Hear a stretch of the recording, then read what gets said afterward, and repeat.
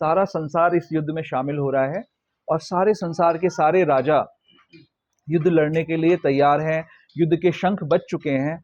और उस समय अर्जुन के हृदय में भाव आता है कि मुझे दर्शन करना है कि कौन कौन युद्ध करने के लिए आया है। तो अपने गुरुजनों का 100 वर्ष की अवस्था तक जिनके साथ समय बिताया है, उनके स्नेह में ही, भीष्म पितामह के स्नेह छाया के अंदर ही पांडवों ने अपना सारा बचपन गुजारा है, सारा कुछ उनके छाया में ही हुआ है, स्नेह की छाया में हुआ है। और उन भीष्म पितामह को अब मारना पड़ेगा, उन द्रोणाचार्य को मारना पड़ेगा जिन्होंने सब कुछ अर्जुन को सिखाया है। तो जो लोग अर्जुन के जीवन में सबसे ज्यादा महत्वपूर्ण हैं, उनका वध करना पड़ेगा। अर्जुन को जब ये रियलाइजेशन हिट करती है, जब वो समझ में आता है कि हाँ अब ऐसा करना पड़ेगा, तो अर्जुन के हृदय में द्वंद्व आ जाता है। वही युद्ध जो उनको अपने आनंद का कारण लग रहा था, उससे मुझे खुशी मिलेगी ऐसा लग रहा था, वही युद्ध अब दुख का कारण बन जाता है। उनको लगता है कि अब इस युद्ध से मुझे आनंद नहीं मिलेगा, इसमें मुझे दुख की प्राप्ति होगी। बताते हैं भगवान को अर्जुन, अपना जब लॉजिक दे रहे होते हैं अर्जुन, तो बताते हैं कि अगर ये राज्य मुझे मिल भी जाएगा तो मैं क्या करूंगा उसको पाकर? जिनके साथ मैं इस राज्य को भोग सकता हूं वो तो सब मारे जा चुके होंगे, तो मैं राज्य का क्या करूंगा? मुझे राज्य पाके कोई सुख नहीं मिलेगा। क्या बोलते हैं? सुख नहीं मिलेगा। आए क्यों थे? सुख के लिए आए थे, अब लग रहा है सुख नहीं मिलेगा। तो भगवान की शरण ग्रहण कर लेते हैं। अर्जुन बोलते हैं भगवान को कि मैं समझ नहीं पा रहा मुझे क्या करना चाहिए, तो कृपया भगवान आप मेरा मार्गदर्शन करिए। शिष्यस्ते हम माम शादी माम त्वाम प्रपन्नम, मैं आपका शिष्य बनने के लिए तैयार हूं, आप कृपया मुझे अपनी शरण में ले लीजिए, मुझे बताइए कि मुझे क्या करना चाहिए। भगवान इमीडिएटली गुरु की भूमिका स्वीकार करते हैं और धीरे धीरे करके अर्जुन को समझाते हैं कि युद्ध करने का कारण क्या होना चाहिए। सांख्य बताते हैं कि शरीर और आत्मा में क्या फर्क है, आत्मा कहाँ से आती है, आत्मा किसका अंश है। बताते हैं कि मेरे से ही सब कुछ आता है। कृष्ण बोल रहे हैं कि कृष्ण से ही सब कुछ आता है और उन कृष्ण की सेवा करना ही हमारा जीवन का लक्ष्य होना चाहिए। तो ऐसा जो भक्त भगवान की सेवा में अपने जीवन को लगाता है, वो भगवान को सबसे ज्यादा प्रिय है। तो ये सारी चर्चा समझाते हुए 12वें अध्याय पे हम पहुंच जाते हैं। और 12वें अध्याय में अभी हम जो चर्चा कर रहे हैं, भगवान बता रहे हैं कि वैसा जो भक्त है उसके गुण क्या होते हैं, वो गुण कैसा है। तो गीता इतनी डीप है, गीता का जब आप स्टडी करते हैं, जितनी बार आप पढ़ते हैं, तो आपको रोज नित्य नए नए रत्न प्राप्त होते हैं। ट्रेजर है ना, खजाना है, नेवर एंडिंग ट्रेजर है। जितनी गहराई में आप जाते हो उतने ही आपको उसमें से ज्वेल्स मिलते हैं, जो आपके पास झोली उतनी बड़ी नहीं होती, आपके पास पात्र उतना बड़ा नहीं है कि गीता के सारे रत्नों को आप समेट सको। तो कृष्ण कृपा से बहुत सारे रत्न मिल रहे हैं हमें गीता में, और मैं कोशिश कर रहा हूँ कि आपके साथ मैं उनको शेयर कर सकूं, जितना भी यथाशक्ति यथामति जो गुरुदेव की, गुरु महाराज की कृपा से मुझे प्राप्त हो रहा है, वो मैं आपके साथ शेयर कर रहा हूँ। तो पहले तो बहुत धन्यवाद है आप सबका कि आप लोग मुझे सेवा में एंगेज कर रहे हो, मुझे मौका दे रहे हो कि मैं ये शेयर कर सकूं, अपने आप को प्यूरिफाई कर सकूं। तो सबका धन्यवाद है। इसके साथ हमने पिछली बार 2 शब्द जो बताए हैं भगवान ने, समः शत्रु च मित्रे च, और मान अपमान में सम रहना चाहिए। हमने देखा कि क्या आयरनी है कि भगवान युद्ध करने के लिए प्रेरित कर रहे हैं अर्जुन को और बोल रहे हैं शत्रु और मित्र में समता रखो। बड़ा आयरॉनिकल है ना? युद्ध के लिए प्रेरित कर रहे हैं। अगर कोई मोटिवेशनल स्पीकर होगा तो बोलेगा कि भगवान को आता नहीं मोटिवेट करना। सम कैसे रहेगा कोई व्यक्ति अगर युद्ध करने के लिए आ रहा है? खैर, हमने वो चर्चा कर ली। आज की चर्चा आ रही है शीतोष्ण सुख दुखेशु समः संग विवर्जिता। आज इस लाइन को हम कोशिश करेंगे कवर करने का। तो समः सुख दुखेशु और शीतोष्ण, शीत और उष्ण, यानी सर्दी में और गर्मी में सम रहना है। हरे कृष्णा। सर्दी और गर्मी में सम रहना है और सुख और दुख में सम रहना है। इस बात को भगवान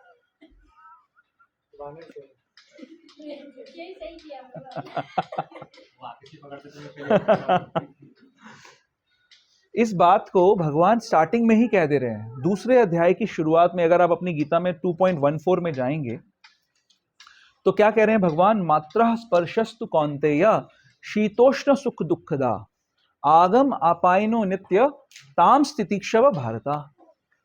बड़ा सुंदर श्लोक है और कोई मैनेजमेंट इंस्ट्रक्शन इससे बेटर हो नहीं सकता। कितना सुंदर बता रहे हैं भगवान कि हे कुंती पुत्र, सुख तथा दुख का क्षणिक उदय तथा काल कर्म में उनका अंतर्धान होना सर्दी तथा गर्मी की ऋतुओं के आने जाने के समान है। हे भरतवंशी, वे इंद्रिय बोध से उत्पन्न होते हैं और मनुष्य को चाहिए कि अविचल भाव से उनको सहन करना सीखे। सुख और दुख भगवान यहां पर बता रहे हैं कैसे होते हैं, सर्दी और गर्मी के समान होते हैं, है ना। और आज का जो श्लोक चल रहा है उसमें तो सर्दी गर्मी को भी सहने के बारे में बता रहे हैं। भगवान बोल रहे हैं उसमें सम रहो। सर्दी गर्मी में भी यानी कुछ लोग सम नहीं रहते हैं। भक्त का क्या लक्षण है कि वो सम रहना चाहिए। किस चीज के लिए सम रहना है, क्या करने के लिए सम रहना है, क्यों सम रहना है? अगर दुख होगा तो दुख महसूस होगा, ठंडी लगेगी तो ठंड लगेगी ना। गर्मी लगती है, अभी हमने अगर यहां पर ये प्रोग्राम, यहाँ एसी चल रहा है ना, शायद एसी नहीं पंखा चल रहा है अभी, यहाँ एसी है कहीं पे नहीं है। अभी धीरे से ऐसा समय आएगा कि लोग चूज करेंगे कि जिसके घर पे प्रोग्राम हो रहा है वहां एसी है कि नहीं है। प्रसाद की तो गारंटी है, वो तो मिल जाएगा। अगर उसमें भी डाउट हो जाए तो बिल्कुल अटेंडेंस नहीं, ऐसा नहीं, आप लोग तो सब अच्छे अच्छे भक्त हो, लेकिन मैं बता रहा हूं कि ऐसा हो सकता है, मतलब कुछ हमारे में से कुछ मेरे जैसा, जैसे ये वक्ता ही शायद गायब हो जाएगा प्रसाद ना मिले। हाँ, तो किस लिए सहना है, सहन क्यों करना है? सुख और दुख महसूस तो होता है हमको, गर्मी और सर्दी महसूस तो होती है, क्यों, किस कारण से उसको सहना है, कब सहना है, कब सहने की जरूरत है? कोई आइडिया देगा इस चीज पे? गर्मी आ गई, माताएं घर अपने किचन में प्रसाद बनाती हैं, तेज गर्मी में जब गैस जल रही होती है तो गर्मी लगती है ना। गर्म है बाहर से भी और अंदर गर्म है, अब प्रसाद बनाना है, गर्मी लगेगी। आपको बोल दिया जाए कि आप जाके किचन में खड़े होकर खाना बनाइए तो बड़ा मुश्किल होगा खाना बनाना, प्रसाद बनाना, भोग बनाना। तो क्या ये मौका है जब ये सहना चाहिए, सहन करना चाहिए? कोई कोई बोल सकता है कि हमारे लिए इम्पॉसिबल है, मैं इतनी गर्मी में खाना नहीं बना सकती, ऐसा हो सकता है। क्या वो सही होगा? या ऑफिस में काम करने वाले जो स्त्री पुरुष सब हैं आजकल, 12-12 घंटे भी नौकरी करनी पड़ती है। नौकरी क्यों कर रहे हैं भाई? किस किस कौन कौन ऐसा है कि नौकरी करने में मजा आता है? किस लिए कर रहे हैं नौकरी? कृष्ण गोपाल प्रभु, इनको तो आनंद आता है। नहीं, जनरली जो लोग होते हैं उनको क्या लगता है कि भाई पैसे मिलेंगे, सैलरी मिलेगी। सैलरी क्यों चाहिए? सैलरी चाहिए कि अपने परिवार का हम पोषण कर रहे हैं और हमारे जो जीवन के लक्ष्य हैं उनको प्राप्त करने के लिए एक मेजर जो कंपोनेंट है वो हमारा धन है, अर्थ है, वो चाहिए हमको, मेंटेनेंस के लिए चाहिए, नहीं तो हम अपना मेंटेनेंस ही नहीं कर पाएंगे, इसलिए चाहिए। अब कोई को लगे कि जी 12 घंटे नौकरी करनी पड़ रही है, बहुत मुश्किल हो रहा है, आजकल ऐसा हो रहा है, लोग काम नहीं करना चाहते हैं, तो ऑर्गेनाइजेशंस जो हैं मोटिवेशनल प्रोग्राम्स चलाती हैं, अलग अलग तरीके से मोटिवेट करने की कोशिश करती हैं, बाहर ट्रिप्स पे ले जाती हैं, शराब पिलाती हैं, नॉनवेज खिलाती हैं, और भी कुछ काम है जो कुछ कुछ लोग कर लेते हैं, वो बताने योग्य नहीं है, वो भी करवाते हैं।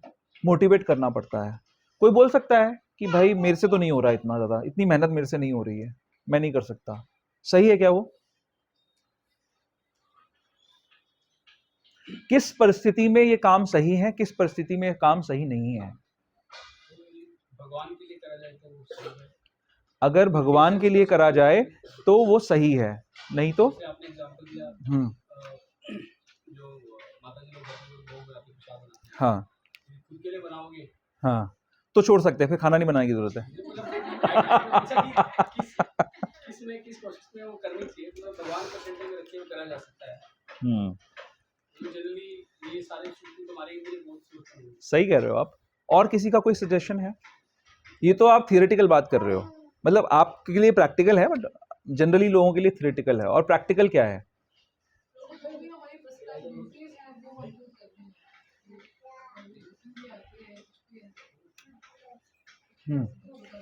जो भी हमारी प्रिस्क्राइब ड्यूटीज हैं उनके लिए हमें क्या करना चाहिए? करने हैं तो सहना पड़ेगा, है ना। गर्मी और सर्दी या सुख और दुख भले आए या ना आए, उसको अपनी ड्यूटी को करने के लिए सहना पड़ेगा। किस किस को सहना पड़ेगा? हमारी टीम में जितने लोग हैं उनको दुख और सुख सहना चाहिए टीम का काम करने के लिए, या हमें करना सहना चाहिए अपने काम को पूरा करने के लिए? हरे कृष्णा। कहने का मतलब है कि दूसरों से तो एक्सपेक्टेशन है कि भाई सर्दी और गर्मी को सहो, है ना, प्रोग्राम में प्रसाद मिलना चाहिए, लेकिन सबको बनाना चाहिए कि नहीं बनाना चाहिए? सबको कंट्रीब्यूट करना चाहिए कि नहीं करना चाहिए? एक क्लास ने ना स्टूडेंट चेंज करने पड़ेंगे, सारे इतने पढ़ गए हैं कि मैं बोल ही नहीं पाता कुछ भी।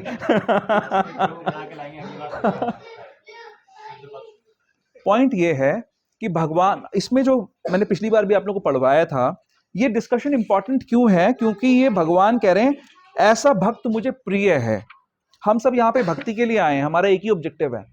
इस क्लास का, प्रोग्राम का ऑब्जेक्टिव ये है कि हम भगवान को प्रसन्न कर पाएं, उसके लिए हमें काम करना पड़ेगा। तो ये सिर्फ आर्म चेयर फिलॉसफी नहीं है।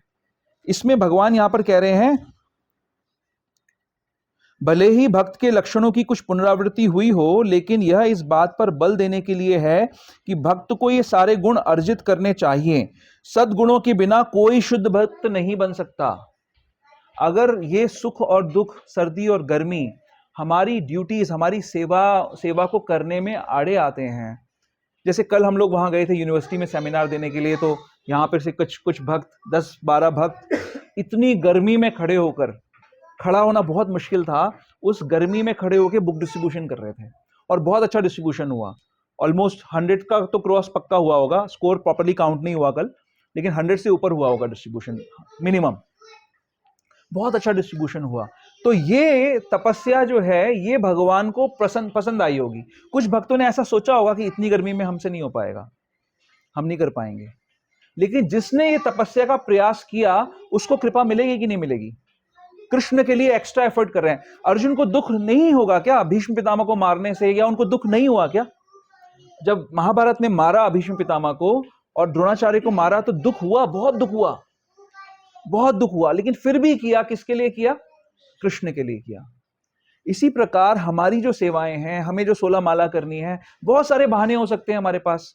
मैं देखता हूं माता पिता अपने बच्चों को इंकरेज नहीं करते कभी भी भजन करने के लिए। बच्चे ने बोला कि भाई मेरे को आज मन नहीं है जाने का प्रोग्राम में। हाँ ठीक है बेटा, क्या जरूरत है, अभी तुम छोटे हो, छोटे बच्चे हो, अभी क्या दिक्कत है, अभी क्या इतना उसमें जरूरी है तुमको करना। लेकिन वो व्यक्ति ये भूल रहा है कि खुद जिसको समझ में आ गया कि ये मेरे लिए इंपॉर्टेंट है, ये एसोसिएशन इंपॉर्टेंट है, उसमें वो बच्चों के लिए इंपॉर्टेंट नहीं है क्या? बच्चों को अगर अभी से वो संस्कार मिलेगा तो वो इंपॉर्टेंट नहीं है क्या उनके लिए? ऋषभ देव कहते हैं, नायम देह देह भाजाम नृलोके कष्टान कामान कामान अर्हति विडभुजाम ये। हाँ, तपो दिव्यम पुत्र कायेन सत्वम तस्मात् शुद्धेत ब्रह्म सौख्यम तु अनंतम। हाँ, क्या कह रहे हैं ऋषभ देव? वो कह रहे हैं कि 100 उनके पुत्र हैं, और ऋषभ देव कौन है? स्वयं भगवान का एक्सपेंशन है, और बहुत पूरे पृथ्वी के राजा हैं। उनके पास ऐसा नहीं है कि अगर कुछ ज्यादा भोग कराएंगे अपने बच्चों को तो कम हो जाएगा खजाने में से, कमी नहीं है उनके पास किसी चीज की भी। वो कह रहे हैं कि जिन लोगों को, जो शरीरधारी हैं, जिन जीवात्माओं को शरीर मिला हुआ है, उन शरीरधारियों के लिए, उनमें से जिनको मनुष्य जन्म मिला है, वो मनुष्य जन्म उनको कुकर और सूकर की तरह भोगने के लिए नहीं मिला है।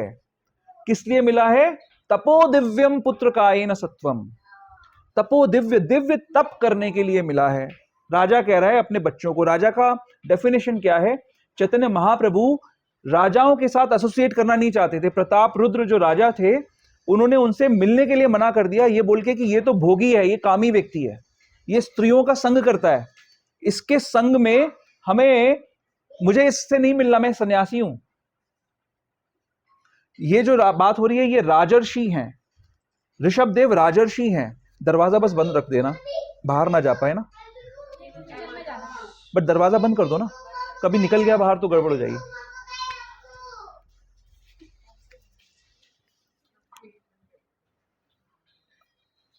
हाँ,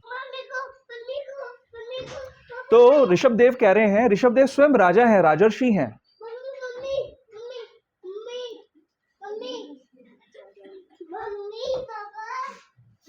ऋषभदेव स्वयं राजा हैं। याद आ गया इसको। आप लोग जब स्पीकर डिस्टर्ब नहीं हो रहा तो ऑडियंस क्यों डिस्टर्ब हो रही है, मेरे को समझ में नहीं आता।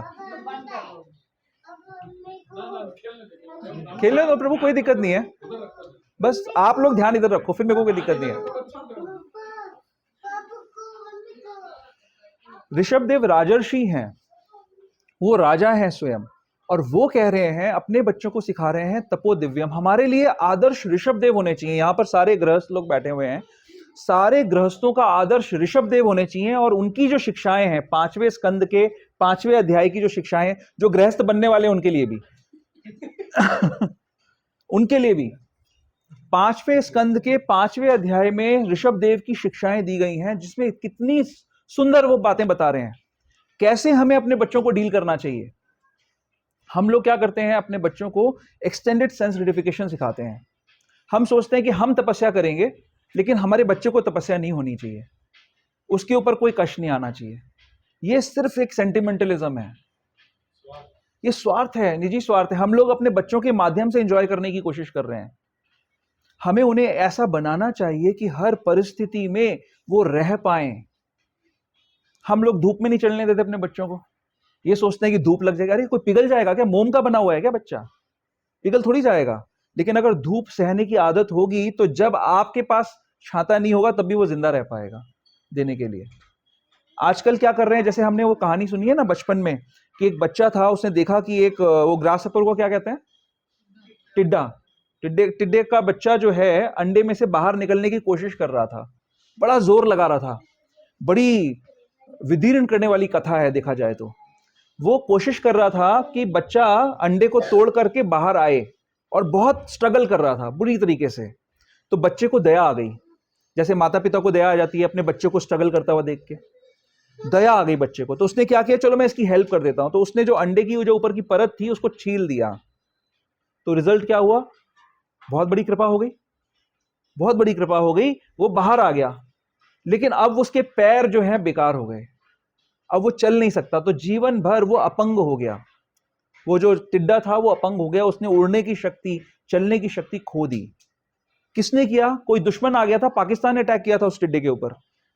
उसके एक दयावान बच्चे ने उसके ऊपर ऐसा कर दिया, उसके साथ जो दया रखता था। तो पता होनी चाहिए कि दया कैसे करनी है। हम अपने सेंटिमेंटलिज्म के अंदर इस तरीके के कार्य कर देते हैं, जिसकी वजह से जो व्यक्ति जो सशक्त होना चाहिए। आजकल मैं देखता हूं, जो हम लोग के टाइम पे जैसे हम सीए करते थे तो इंटर्नशिप्स होती थी, आर्टिकलशिप बोलते हैं उसको, आर्टिकलशिप होती थी, हम लोग करते थे, जाते थे, पढ़ाई भी करनी होती थी, आर्टिकलशिप में भी बड़ी मेहनत करनी पड़ती थी। आजकल जो बच्चे आ रहे हैं वो इतना कंफर्ट ओरिएंटेड हैं कि उनसे जरा सा भी डिस्कंफर्ट बर्दाश्त नहीं हो रहा, जरा सा भी डिस्कंफर्ट बर्दाश्त नहीं हो रहा। उनके अंदर मेहनत करने की क्षमता खत्म हो गई है। इतना इजी एक्सेस है पैसे को लेकर, मोबाइल फोन को लेकर, हर चीज में आदत है इमीडिएटली फोन किया, फोन पे 2 बटन दबाए खाना मिल जाएगा, 2 बटन दबाए एंटरटेनमेंट हो जाएगा, 2 बटन दबाए कपड़े आ जाएंगे, सब कुछ 2 बटन दबाने से सब कुछ हो रहा है। लेकिन जिंदगी, जीवन ऐसे नहीं चलता। 2 बटन दबाने से जीवन नहीं चलता। जीवन में बहुत स्ट्रगल्स आते हैं, जिसके लिए माता पिता का कर्तव्य है कि वो तैयार कराएं। कुंती महारानी, जब ये पांडवों को 12 वर्ष का वनवास हुआ और 1 वर्ष का अज्ञातवास हुआ, तो कुंती महारानी वन में नहीं गई थी उस टाइम पे उनके साथ में। वो कहाँ थी, धृतराष्ट्र के पास थी। तो जब 13 वर्ष पूरे हो गए और जब ये बात आई कि ऐसी बातें होने लगी कि अब युद्ध होगा, युद्ध होना ही होगा, तो कुंती महारानी अपने अर्जुन को एक संदेश भेजती हैं। क्या संदेश भेजती हैं, वो ये नहीं कहती हैं कि तुम लोग तो 5 हो, इतने समय से वन में हो, कैसे तुम लोग युद्ध करोगे, छोड़ो क्या करना है, अब तो तुमको आदत पड़ गई है वन में रहने की, ऐसे नहीं बोलती हैं। वो उनको एक कहानी सुनाती हैं, एक संदेश भेजती हैं कहानी के रूप में। वो एक संजय नाम का एक राजा था, उसकी कहानी सुनाती हैं। बोलती हैं कुंती महारानी कि एक संजय नाम का राजा हुआ करता था, बड़ा समृद्धशाली था, बड़ा क्या कहते हैं उसको, करेजियस था, वीर राजा था। एक बार युद्ध हुआ और युद्ध में उसको लगा कि उसकी जान चली जाएगी। तो उसको लगा कि उसकी पत्नी का क्या होगा। अगर मैं मारा जाऊंगा तो मेरी पत्नी का क्या होगा। तो वो युद्ध छोड़कर भाग आता है, घर पे वापस आ जाता है, सोचता है कि कोई बात नहीं, युद्ध छोड़ो, नहीं करना मुझे युद्ध, मैं हम भाग जाएंगे, अपनी पत्नी को लेकर चला जाऊंगा। तो उसकी पत्नी दरवाजा नहीं खोलती है, उसको अंदर नहीं आने देती है और उसको समझाती है, सुनाती है, पूरी खरी खोटी सुनाती है कि इससे अच्छा होता कि आप मृत आए होते मेरे पास। उसकी पत्नी बोल रही है अपने पति को, पत्नी के लिए उसका पति सब सर्वश्रेष्ठ सब कुछ होता है। पत्नी बोल रही है कि आप इस युद्ध को छोड़ के वापस आने की जगह अगर मृत आए होते तो ज्यादा अच्छा होता, और अगर आप सच में प्रेम करते हो तो आपको वापस जाना चाहिए। और इतने कटु वचन बोलती है। महाभारत जो मैं मंगा रहा था अभी, उसमें उसका पूरा आता है, दृष्टांत आता है महाभारत के अंदर, पढ़ने योग्य है सब। हाँ, अच्छा, ये लेटेस्ट जो कुछ, हाँ हाँ, तो ये उन्होंने क्या किया कि ड्यूटी के लिए, ये ड्यूटी क्यों करनी है, ड्यूटी किसी, ये बात बार बार रिमाइंड कराने वाली है कि हमें अपने बच्चों को भी जो शिक्षा देनी है, उनको स्ट्रांग बनाना है, उसके पीछे कारण होना चाहिए। युद्ध करने के लिए भी जाना है, उसके लिए कारण होना चाहिए। कल एक प्रोफेसर थी वहां पर सेमिनार में, हम लोग का एक सेमिनार कल हुआ था, तो उसमें एक प्रोफेसर थी, उन्होंने एक प्रश्न पूछा। तो वो मिलिट्री वुमेन थी, ठीक है। उन्होंने एक प्रश्न पूछा कि उनके पिता कारगिल के वॉर में लड़ाई उन्होंने लड़ी थी, और वहां पर उन्होंने करीब 15-20 पाकिस्तानी सैनिकों को मारा, 13 सैनिकों को मारा, ऐसे कुछ बोल रही थी। लेकिन अब उन्हें ये डाउट हो रहा है, उनको, उनके पिता को ऐसा लगता है कि मैंने तो लोगों को मारा है, मैंने कोई अच्छा काम तो किया नहीं है जीवन में, तो मेरे को तो बुरा ही फल मिलने वाला है। तो उनका मेरे से प्रश्न था कि ये, हम क्योंकि कर्म की चर्चा कर रहे थे, तो उनका ये प्रश्न था कि ये जो कर्म है, ये कौन सा कर्म माना जाएगा। तो शास्त्रोक्त तो क्या आंसर है इसका, आप लोग क्या कहते हो? शास्त्र के अनुसार कर्तव्य का निर्वाह करते हुए अगर बलिदान हो जाए या मार दे दूसरे को, तो वो पुण्य का काम, वो पुण्य का काम है, ठीक है। वो नहीं मारता तो उसको मार देता है। हाँ, इसलिए कर्तव्य प्राणता में कभी भी चूक नहीं होती, चाहे शरीर ले लो किसी का, चाहे दे दो, वो पुण्य का। कर्तव्य परायणता, आपने शब्द बोला, कर्तव्य क्या है, क्या है कर्तव्य? पाकिस्तान की तरफ से भी लड़ रहे थे, ठीक है, उनका क्या कर्तव्य था? वहां के जो सैनिक मारे गए उनके साथ क्या होगा? और कोई भी बोले, और कोई भी बताएं, आप भी विचार करिए, आप बताओ, और लोग कौन कुछ सजेशन देना चाहेगा? जैसे लास्ट टाइम पे जो थॉट्स रहे होंगे, मुझे इंडिया के लिए अंत काले च मामेव स्मरण मुक्त्वा कलेवरम, ठीक है, ये भी अच्छा आंसर है। हाँ, तो उसमें क्या है कि आप इंडिया के सबसे अटैच होके कर रहे हो, तो आपको अगेन मान लो पाकिस्तान की तरफ से आपने लास्ट में सोचा कि पाकिस्तान के सैनिकों को मारो, तो नेक्स्ट में सीधा आपको पाकिस्तान में जाते मिले, तो वो थॉट रखने की बजाय भगवान का स्मरण हो। ठीक है, और कुछ? इन सभी चीजों में ध्यान रखना है कि जो भारत में जो लोग लड़ रहे थे, आज जो लोग लड़ रहे हैं, तो हमारा जो धर्म है उसकी रक्षा के लिए लड़ रहे हैं, ठीक है। जो भारत की तरफ से जो लड़ रहे हैं वो धर्म की रक्षा के लिए लड़ रहे हैं। अगर वो वहां लड़ते हैं तो हम यहाँ पर बैठ के पंखे के नीचे बैठ के क्लास कर पा रहे हैं, हम अपने धर्म को प्रैक्टिस कर पा रहे हैं। तो ये है कनेक्शन धर्म से। तो जो धर्म युद्ध कर रहा है, वो धर्म का निर्वाह करते करते अगर उसका शरीर छूटेगा भी तो वो उच्च लोकों में जाएगा, और कृष्ण का स्मरण करते करते छूटेगा तो भगवान के धाम चला जाएगा। लेकिन जो व्यक्ति अधर्म का युद्ध कर रहा है, पिशाच भी युद्ध कर रहे हैं, वो उनका क्या होगा?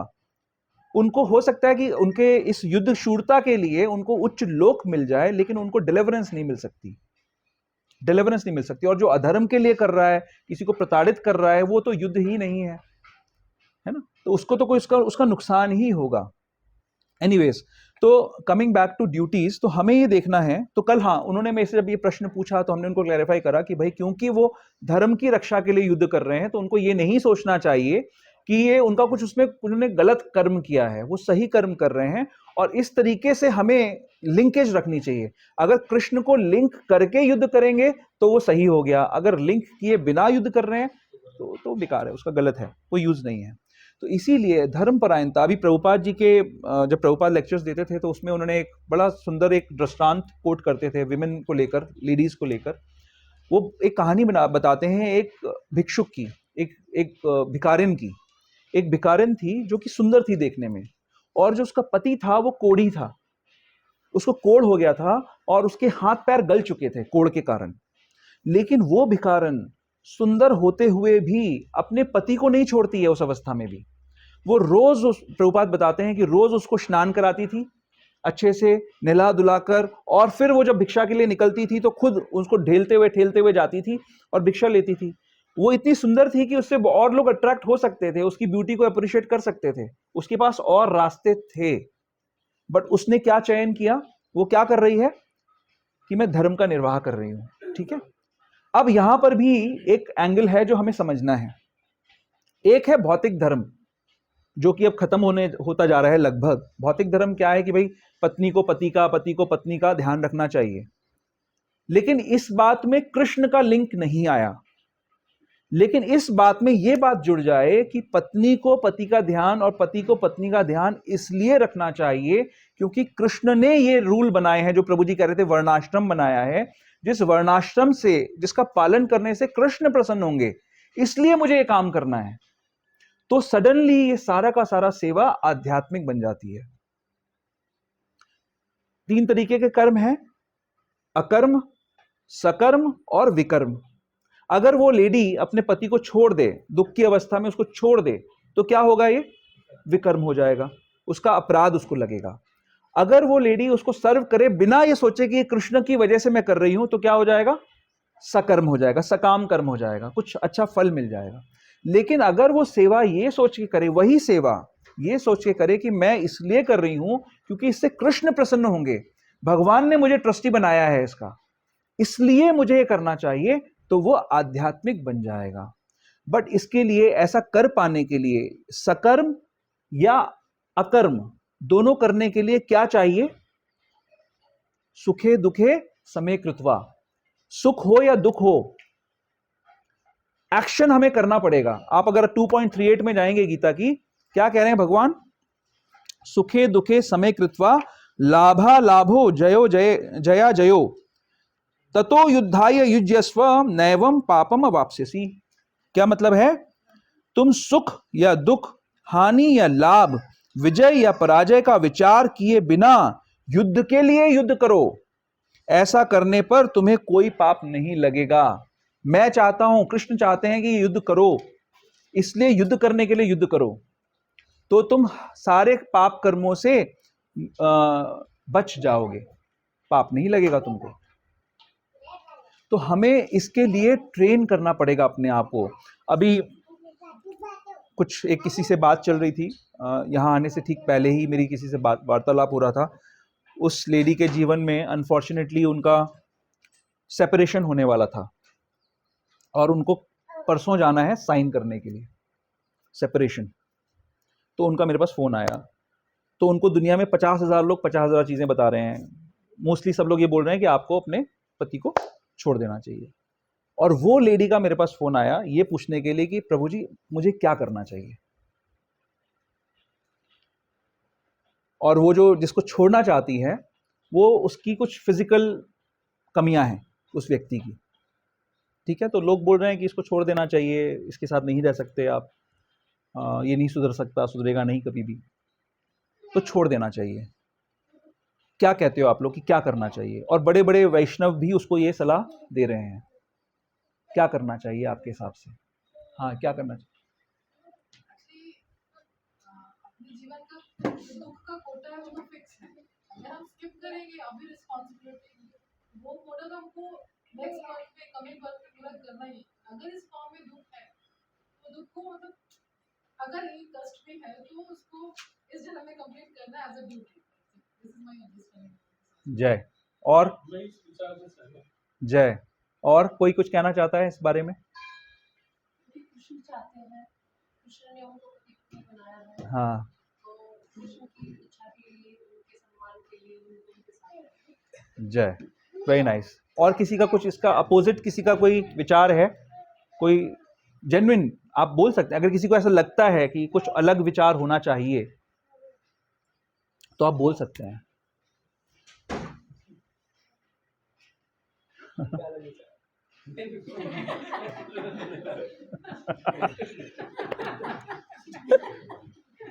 मौका मिला है तो जान छुड़ाओ।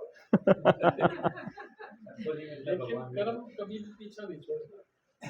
100 जन्म 1000 जन्म में भी कर्म है वो किया हुआ है, वो उसके पीछे पीछे जाएगा। जैसे लाख गायों में बकरा अपनी माँ को पहचान लेता है, वैसे कर्म इंसान को भी होता है। जय 16 माला की इसलिए किस माला करना चाहे 1000 माला कर आप 16 माला करते हैं तो गलत काम करेंगे नहीं आगे, लेकिन जो किया हुआ है वो उसको। तो वो इसमें एक मेरा डाउट है। हाँ। मैंने भी जो सुना है कि मतलब पति पत्नी के मामले में बोला जाता है कि पत्नी को हमेशा पति के लिए सेवा भाव में रहना चाहिए। कैसा भी पति हो, एक सेकंड, कैसा भी पति, मेरा डाउट है, मुझे जवाब नहीं देगा। कैसा मतलब एक सीरियस क्वेश्चन है, कैसा भी भाव पति कैसा भी हो, शराबी जो है कोई बात नहीं, आप सह लो अपना कर्तव्य मान के, क्योंकि जो भी है। लेकिन मेरा ये डाउट है कि अगर प्रहलाद अपने पिता को, क्योंकि उनके पिता अधर्मी थे, उनके भक्ति में बाधा थे, तो प्रहलाद ने उनका त्याग ही कर दिया ना, तभी तो भगवान उनको मार दिया। प्रहलाद उनको नहीं रोका कि आप जो मारोगे उसको लगेगा। इसी तरह अगर पति अधर्मी हो और पत्नी को भगवान के भक्ति में बाधा डाल रहा हो, तो पत्नी क्यों नहीं? आप जिस सिचुएशन की बात कर रहे हैं वो डिफरेंट है। मैंने जो सिचुएशन बताई वो है कि एक व्यक्ति बहुत असीम दुख में है, उसको दुख सहना पड़ रहा है और दुख के निवारण का तरीका है सेपरेशन। वो सिचुएशन अलग है, वो जो सिचुएशन है वो एक अलग सिचुएशन है।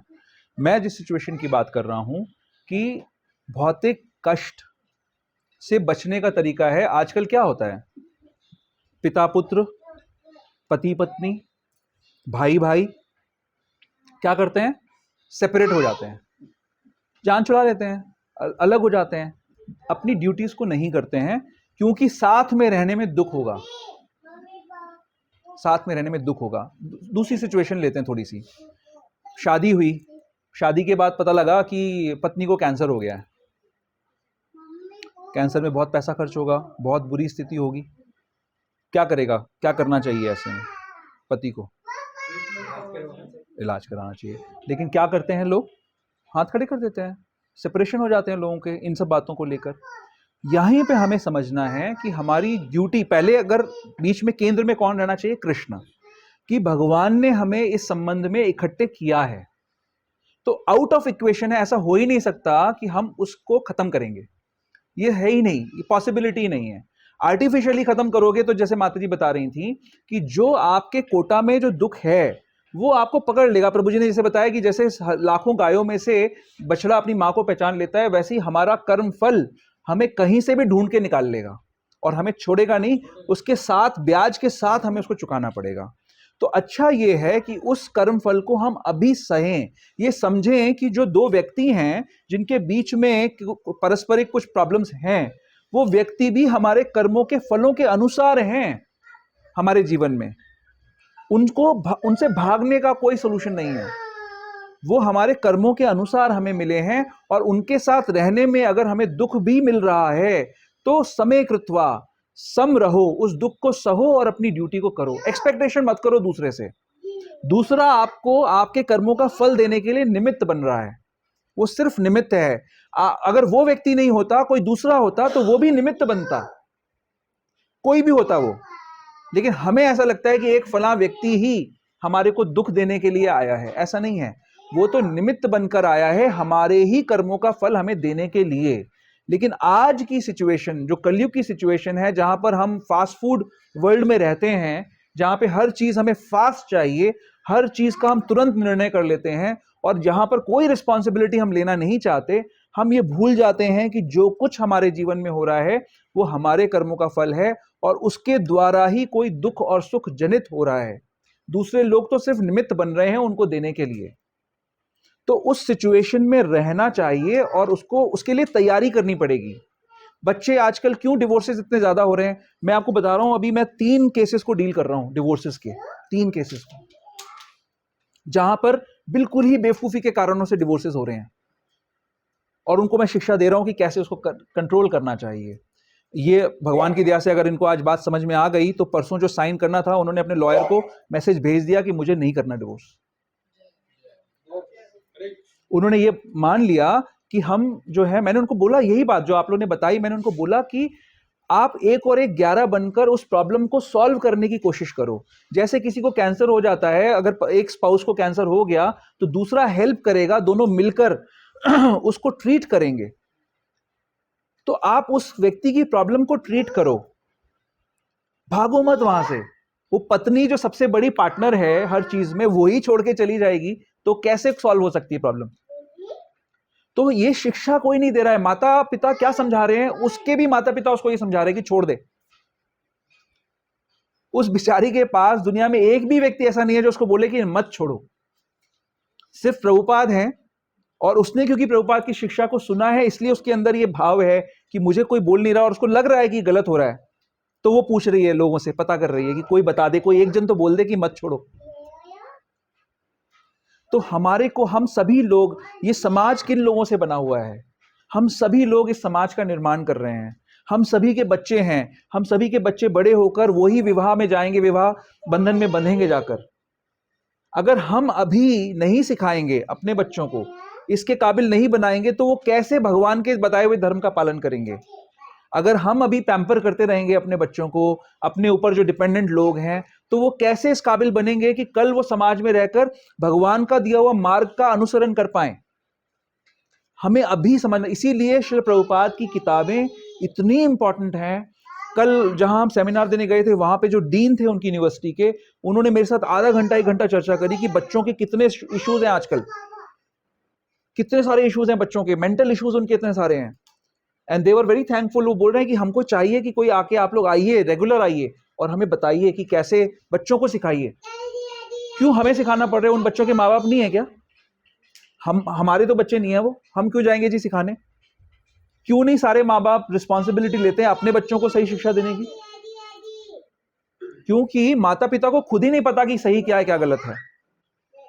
माताएं फोन कर करके पूछती हैं अपनी बच्चियों को शादी के बाद कि आज क्या बना था, तूने ज्यादा देर तो किचन में नहीं लगा दी। लोग सोचेंगे तेरी इतनी कैपेसिटी है, तुझे रोज काम करना पड़ेगा इतना। पहले महीने तो काम करियो ही मत बिल्कुल भी, अगले महीने थोड़ा थोड़ा शुरू करियो, और 1 घंटे के बाद बंद कर दियो। ये बात बेटी से हो रही है। बहू से क्या बात हो रही है? कि जब से आई वो बेचारी लगी हुई है 12 घंटे किचन में, बहू लगी हुई है, उनके माँ के सास के दिल में जैसी दया नहीं आ रही है। वो मरी जा रही है, वो नई आई है, उसको कुछ आता भी नहीं था, फिर भी वो कोशिश कर रही है बेचारी, जेन्युइन प्रयास कर रही है कि 10-12 घंटे कोशिश कर रही है कि किसी तरीके से मैं कर लूं, इनको प्रसन्न कर लूं, इनके चेहरे पे एक मुस्कान देख लूं। बट उसको क्या मिल रहा है? गाली मिल रही है। तो जो बहू रिसीविंग एंड पे है, उसको क्या सोचना चाहिए कि मेरे कर्मों का फल है। उसको अगर ट्रेनिंग सही मिली होगी तो उसको टॉलरेट करेगी, उसको पता लगेगा कि सेवा प्रेम का लक्षण है।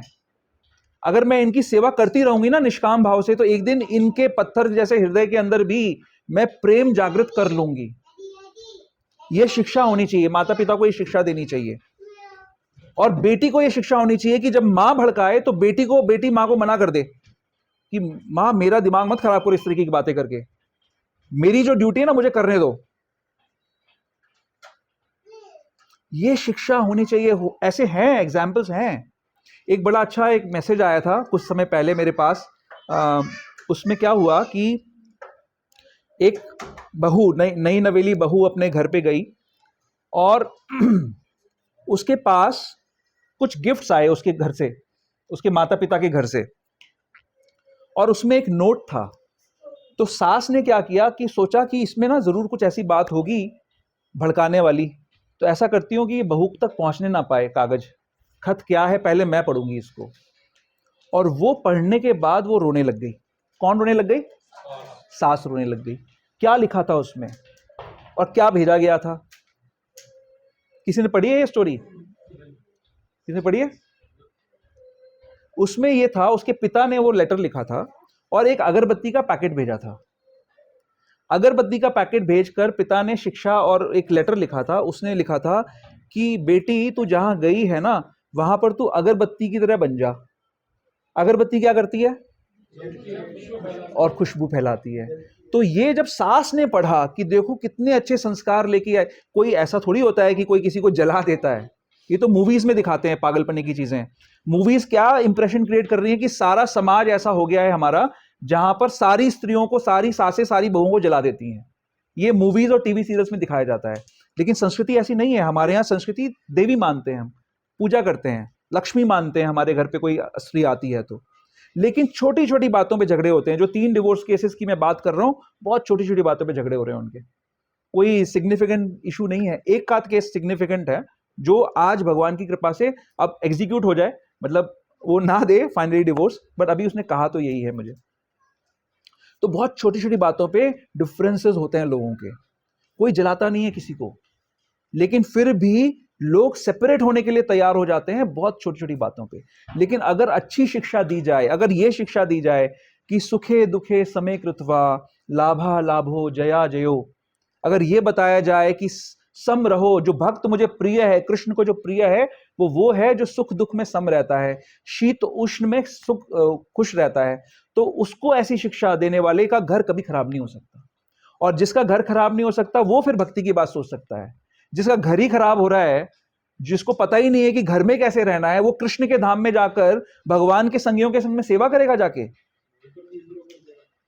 वो जा सकता है, वो वहां पर कैसे सेवा करेगा? वहां पर भी चंद्रावली भी है और राधा रानी भी हैं। भगवान के धाम में भी झगड़े होते हैं बड़े जबरदस्त। चंद्रावली का अपना गैंग है और राधा रानी का अपना गैंग है। रघुनाथ दास गोस्वामी राधा रानी के गैंग में बोलते हैं कि मैं उस घाट का पानी भी नहीं पी सकता।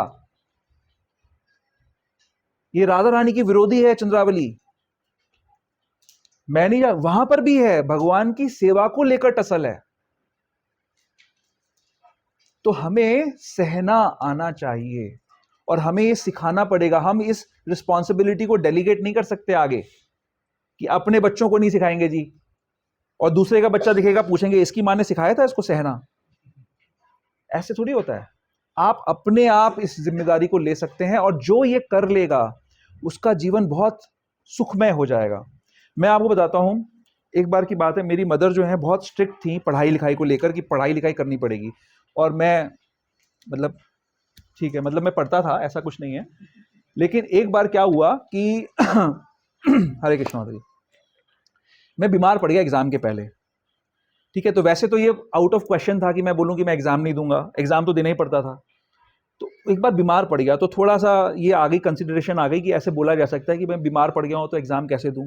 तो सुनने की स्थिति तो आ गई, इतनी मेरी मदर ने सुन ली इतनी बात कि चलो ऐसा एक बार के लिए पॉसिबिलिटी है। तो मैंने बोला कि मैं बीमार हो गया हूँ। बोले एग्जाम तो तुम्हारे तो पढ़ाई कब से चल रही होगी, ये तो मिड ईयर का एग्जाम है, 6 महीने से तो तुमसे पढ़ ही रहे हो, तो कोशिश करो, ऐसा मत करो कि एग्जाम दो ही मत बिल्कुल भी। और उन्होंने धीरे धीरे करके ना येन केन प्रकारेण मुझे ऐसा समझा दिया कि अगर एग्जाम नहीं दूंगा तो जान चली जाएगी मेरी। मतलब धीरे धीरे आ गई अपने स्ट्रिक्ट मोड पे, समझा दिया। फिर मैंने एग्जाम दिया, किसी तरीके से समझ बूझ के मैंने एग्जाम दे दिया और मैं पास भी हो गया उसमें। मतलब इतने खराब मार्क्स नहीं आए मेरे।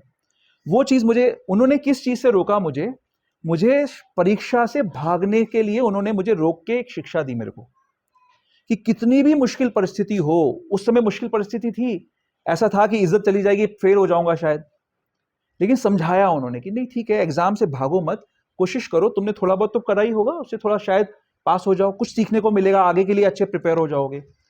तो उन्होंने मुझे फेल नहीं होने दिया लाइफ के एग्जाम में। तो ये हम सबको ये सारी चीजें सीखनी चाहिए कि हम अलाउ करें, अपने बच्चों को ऐसे अपॉर्चुनिटीज दें, उनको ना इजी वेज नहीं दें। आजकल क्या होता है कि एक एक बच्चा होता है किसी का और हर कोई अपने बच्चे को पैम्पर करने में लगा रहता है, तो हर समय हम इजी वे आउट दे देते हैं। हम सोचते हैं कि हम हमेशा रहेंगे। पहली बात है, लोग सोचते हैं कि चलो हम 60 70 80 साल तक तो रहेंगे, लेकिन आजकल तो वो संभव नहीं हो रहा है। हर रोज मुझे ऐसे मैसेजेस आते हैं अलग अलग लोगों से कि 35 साल 40 साल 45 साल में यंग लोग शरीर छोड़ रहे हैं। हर हफ्ते आजकल एक मैसेज ऐसा आ रहा है जान पहचान के लोगों का ऑफिस के अंदर। तो ये तो सोचना ही मूर्खता है कि हम हमेशा रहेंगे। बट कोई आप रह भी जाओ तो भी आज का जीवन ऐसा नहीं है कि जब आपके घर में बच्चा आपके पास हमेशा आपके आंचल से बंधा हुआ रहेगा। उसको वर्ल्ड में जाकर, दुनिया में जाकर एक्सप्लोर करना पड़ेगा। तो उसको टफ बनाओगे तो बच्चा आपको दुआ देगा। नहीं तो वो मैं आपको कहानी सुना चुका हूं, जिसने बच्चे ने अपनी बुआ का कान काट लिया था, वैसी स्थिति बन जाएगी। बच्चा आपको ही गाली देगा कि आपने हमको इस काबिल नहीं बनाया कि हम दुनिया में रह सकें। तो ये जो भगवान कह रहे हैं बहुत सिग्निफिकेंट है, बहुत इंपॉर्टेंट है। मेरे को अगला टॉपिक भी लेना है लेकिन उसमें लेट हो जाएगा, तो क्या करना है, क्वेश्चन आंसर्स लेने हैं। 1:15 बज चुका है, क्या कहते हो आप लोग?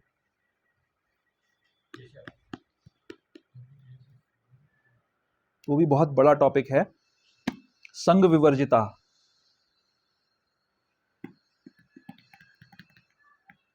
ठीक है, इसी बात पे थोड़ा सा और डिस्कस करते हैं, दूसरा टॉपिक शुरू नहीं करते हैं, कुछ और चीजें हम इसमें डिस्कस करते हैं। अब इससे रिलेटेड बात, सुखे दुखे हम बात कर रहे हैं, शीतोष्ण सुख दुखदा। जब दुख आता है, जिस लेडी की मैं बात कर रहा था कि उनको मैंने बोला और वो मान गई, उसको क्या दुख होगा? इस डिसीजन के बाद उसको दुख मिलेगा कि नहीं मिलेगा? नहीं मिलेगा। कितने लोग सोचते हैं दुख नहीं मिलेगा? क्वेश्चन ये है कि जिस लेडी ने ये प्रण लिया अब कि अब मैं डिवोर्स नहीं दूंगी, उसको दुख होगा कि नहीं होगा? कितने लोग बोलते हैं दुख होगा? कष्ट होगा पर डिपेंड नहीं होगा। हाँ, दुख होगा। ये दुख का मार्ग उसने चूज कर रही है वो, क्योंकि सिचुएशन इज नॉट गुड। दुख होगा, लेकिन फिर कैसे दुख को सहेगी? हम क्या करना चाहते हैं? हम शरणागति ले रहे हैं भगवान की। भगवान कह रहे हैं सर्वधर्मान परित्यज्य मामेकम शरणम व्रज अहम त्वाम सर्व पापेभ्यो मोक्षयिष्यामि मा शुचा।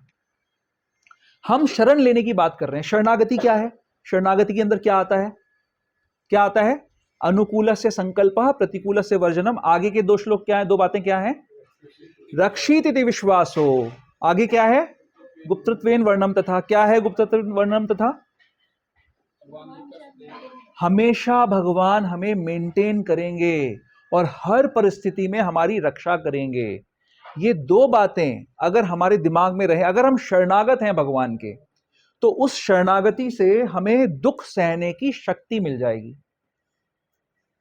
हम दुख को सह लेंगे। ये शरणागति के प्रिंसिपल्स को हमें जीवन में अडॉप्ट करना है। ये इनका टेस्ट होगा जब ऐसी कोई परिस्थिति आएगी जहां पर हमें, जैसे महाभारत में पांडवों की लाइफ में कितने सारे ऐसे ओकेजन्स आए। जैसे हमने एक बार अभी 2-4 क्लास पहले युधिष्ठिर महाराज का डिस्कस किया था कि भगवान ने उनको कहा कि झूठ बोलो, और उनका रथ 6 इंच ऊपर चलता था, भूमि को टच नहीं करता था, क्योंकि वो सत्यवादी थे। उन्होंने बात को मुश्किल से माना और झूठ बोल दिया।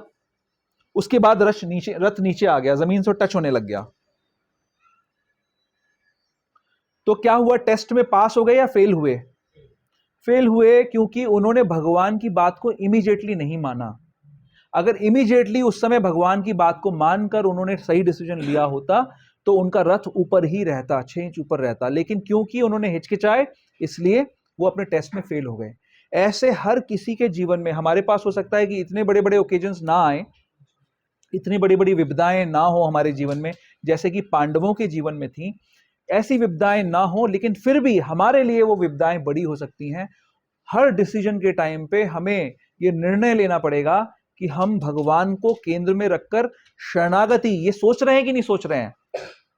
ये सोच रहे हैं कि नहीं सोच रहे हैं कि मेरी रक्षा होगी, भगवान रक्षा करेंगे मेरी हमेशा, और मेरे को मेंटेन भी करेंगे, हर हाल में मुझे मेंटेन करेंगे। तो ये बहुत इंपॉर्टेंट है।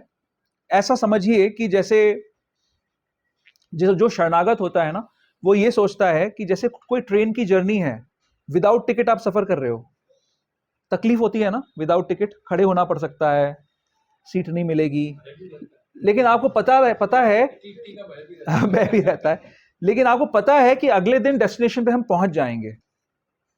ठीक, डेस्टिनेशन पे पहुंच जाएंगे, तब कष्ट रहेगा? तब कष्ट नहीं रहेगा। हमको पता है विदाउट टिकट या गलत डब्बे में चढ़ गए तो हम, जो कष्ट हमें मिल रहा है वो उतने समय का कष्ट है। तो जो धैर्यवान है, धीरवान है, वो ये सोचेगा कि ठीक है, एक दिन का कष्ट है, मैं सह लूंगा उसको।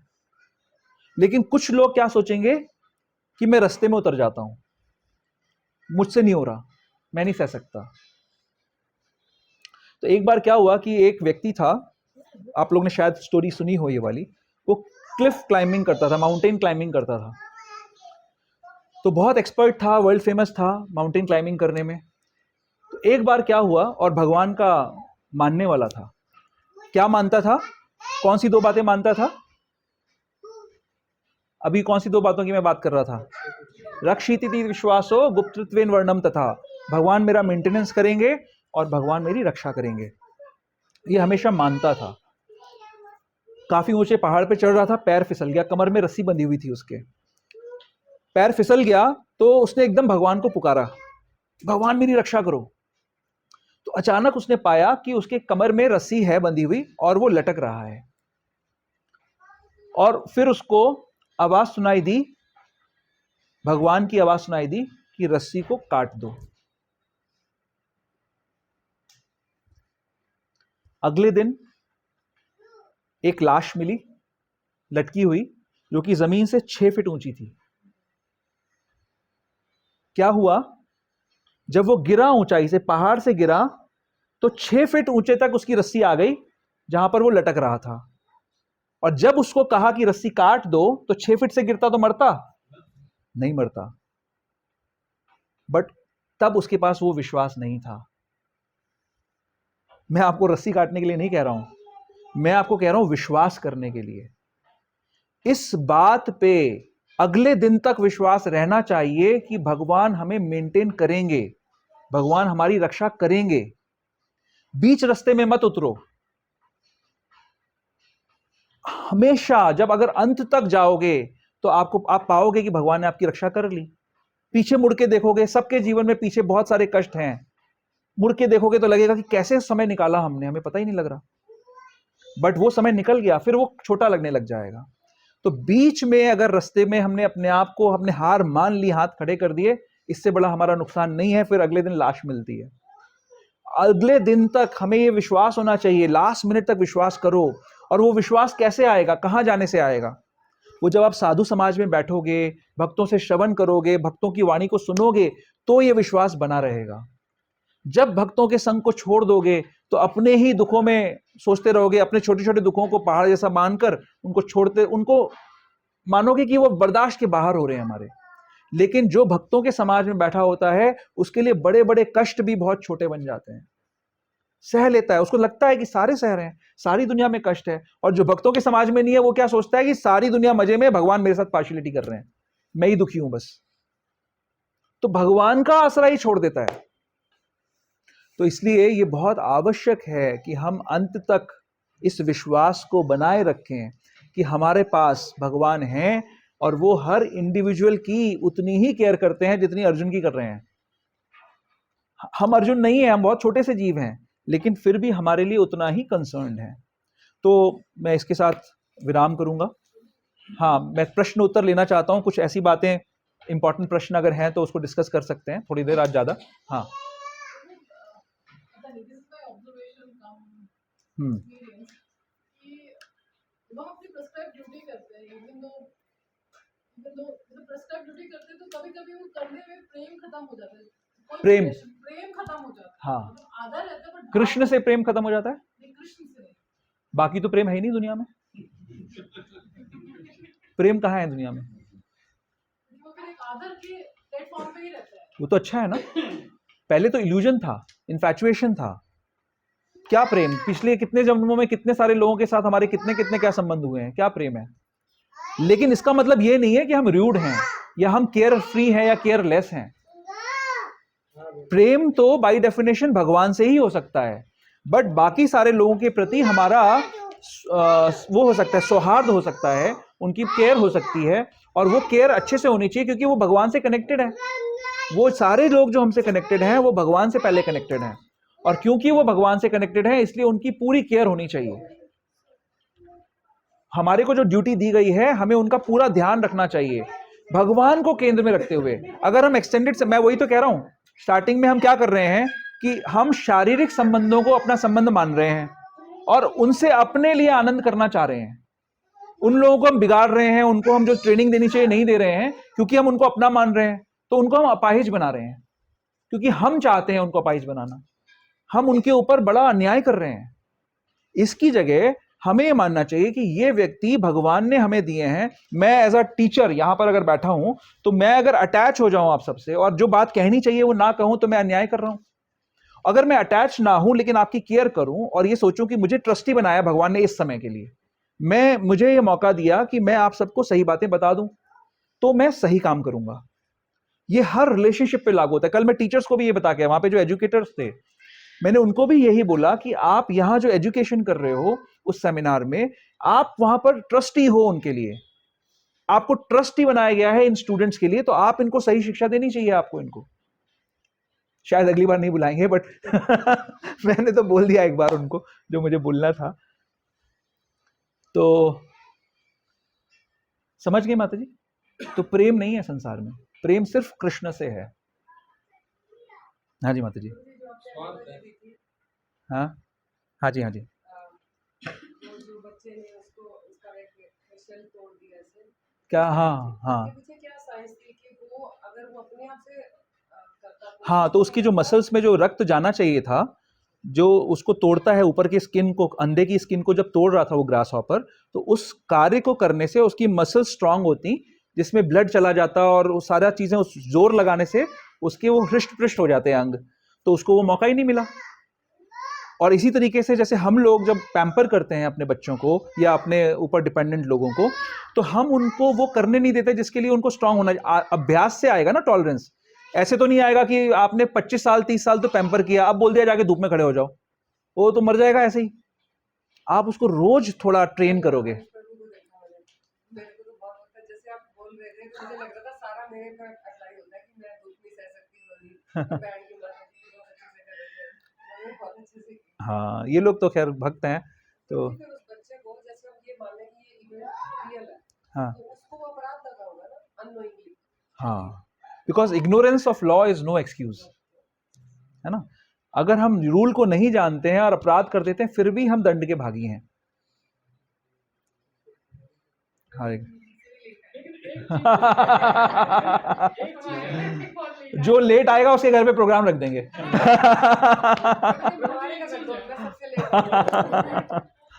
ये आपने का सुना है कि उसकी मसल्स में ब्लड नहीं है, उसमें उसकी हेल्थ के लिए उसका मोटिव तो गलत नहीं था। हाँ, अगर हमारा मोटिव गलत नहीं है तो पाप तो नहीं करना चाहिए। तो लगेगा पाप, लगेगा, क्योंकि हमको अधिकार नहीं है ना। हम लोग मर्यादा व्यतिक्रमण करते हैं, हम अपनी पोजीशन, हम भगवान मानते हैं अपने आप को। वो बच्चा भी, बच्चों के अंदर भी ईश्वर भाव होता है। हम अपने आप को सब भगवान माने बैठे हैं, इसीलिए संसार में हैं।